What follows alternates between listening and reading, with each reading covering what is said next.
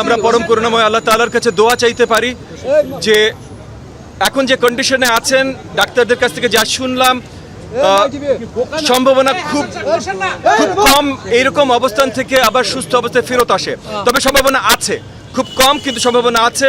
তো আমরা সবাই দোয়া রাখতে পারি। একই সাথে হাদির যে প্রচেষ্টা ছিল যে বাংলাদেশের রাজনীতিকে এই ধরনের সংঘাত বা যে কোনো ধরনের আপনার টেররিজম এইগুলা থেকে দূরে নিয়ে আসা এবং জনগণের কাছে জনগণের সাথে সম্পৃক্ত হতে পারা, জনগণের জন্য জোর গলায় কথা বলতে পারা, সেইটাকে উজ্জীবিত রাখতে হবে, সেটাকে বাঁচিয়ে রাখতে হবে।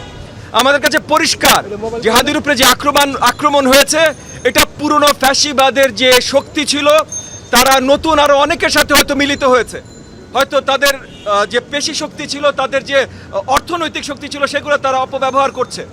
সেগুলোর মাধ্যমে আজকে হাদির উপরে বা গতকাল হাদির উপরে এই আক্রমণ হয়েছে এবং এই আক্রমণ শুধু হাতির উপরে না, আমাদের সকলের উপরে। কারণ এটা আমরা ধরেই নিতে পারি শুরু মাত্র, কিন্তু এই শুরু থেকে আমরা অন্য কোথাও এটা যেতে দিতে পারি না।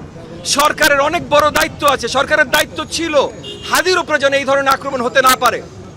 পদ্মা সেতু, মেট্রো রেল এবং এলিভেটেড এক্সপ্রেসওয়ে নির্মাণের গর্বিত অংশীদার বসুন্ধরা সিমেন্ট। কারণ এমন খুব শক্তভাবে তৈরি করে বিদেশি শক্তি এনে বা অনেক কিছু করে হাদির উপরে আক্রমণ কিন্তু হয়নি।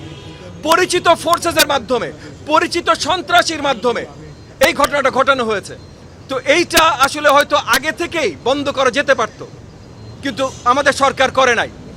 এরপরে যেন আর কারোর উপরে না হয়, কারণ আমরা পরিষ্কার দেখতে পাচ্ছি যে এইটা একটা প্রচেষ্টা আগামী নির্বাচনকে প্রশ্নবিদ্ধ করবার জন্য বা বানচাল করার প্রচেষ্টা। এই প্রচেষ্টা করে কারা লাভবান হতে পারে তাহলে তারাই এটার সাথে সম্পৃক্ত। সো তাদেরকে থামানোর জায়গা থেকে আমাদের সকলকে কাজ করতে হবে। আমরা হাদির জন্য দোয়া রাখবো। আর এই যে হাদির উপরে এই ধরনের আক্রমণ করে দেশের গণতন্ত্র এবং হাদিরও যে স্বপ্ন ছিল সেটাকে যেভাবে যারা নস্যাৎ করে দিতে চায় তাদের প্রচেষ্টাকেও আমাদের একদম ভঙ্গুর করে দিতে হবে। এই দুইটা আমাদের এখন দায়িত্ব। আমার মনে হয় ওইটা যেহেতু এগেন আওয়ামী লীগ মানে ওই ভারত থেকে আওয়ামী লীগ এবং ছাত্রলীগের সাথে সম্পৃক্ত ছিল, হাদির উপরে হামলায় যাকে আখ্যায়িত করা হয়েছে সেও ছাত্রলীগের সাথে সম্পৃক্ত। আমি একেবারেই অবাক হব না যদি পুরো একই সূত্রে গাথা থাকে এবং যেটা আমি নিজেও মনে করছি যেটা শুধুমাত্র হাদির উপরে হামলা না, বাইরের আগেরটা আরো হালকা যে আমি বেঁচে গেছি, বাট শুধুমাত্র আমার উপরে হামলা ছিল না, এটা তাদের পরিকল্পিত হয়তো বড় একটা প্ল্যানের অংশ যেন আগামী নির্বাচনটা বানচাল করে দেওয়া যেতে পারে। তো এখানে শক্তভাবে আমাদের সকলকে এই জায়গা নিতে হবে, সকলকে দাঁড়াতে হবে। আমরা বলছি যে এই যে আমাদের স্বরাষ্ট্র উপদেষ্টা আছেন, উনি যেই অবস্থায় দেশ আমরা পেয়েছি 24-এর 5ই আগস্টের পর, সেই অবস্থায় স্বরাষ্ট্র মন্ত্রণালয়ের দায়িত্ব নেবার মতো ক্যাপাসিটি বা এবিলিটি উনার নাই। উনাকে ছোট করছি না বা ওনাকে নিন্দা জানাচ্ছি না, কিন্তু যেটা নাই সেটা নাই ভাই।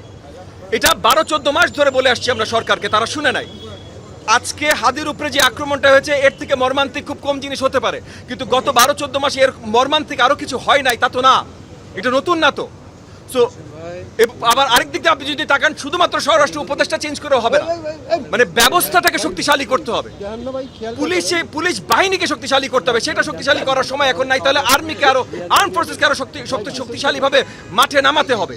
কারণ এখন আমরা নির্বাচনী সময় চলে আসছি, কিন্তু তফসিল ঘোষণা হয়ে গেছে। তো নির্বাচনী সময় চলে আসছে, নির্বাচনী সময় তো বড় দায়িত্ব আর্ম ফোর্সেস নেবে এবং তার মাধ্যমে আমরা একটা স্বচ্ছ নির্বাচন পাবো, মানে আইন শৃঙ্খলা একটা ব্যবস্থাপনা থাকবে, সেই বিশ্বাসে তো আমরা সবাই নেমেছি। তাহলে এখন সময় চলে এসেছে সেটা কার্যকরী করার। দেখেন, নিরাপত্তা বোধ তো প্রথম থেকে একটু কম করছিলাম, গতকালের পর সেটার দুশ্চিন্তা তো আমাদের সকলের বেড়েছে।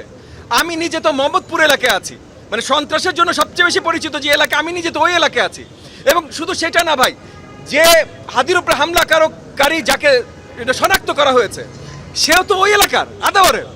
সো অবভিয়াসলি থ্রেট হিসাবে যদি চিন্তা করতে হয়, সবার উপরে থ্রেট আছে, সবার দুশ্চিন্তা আছে।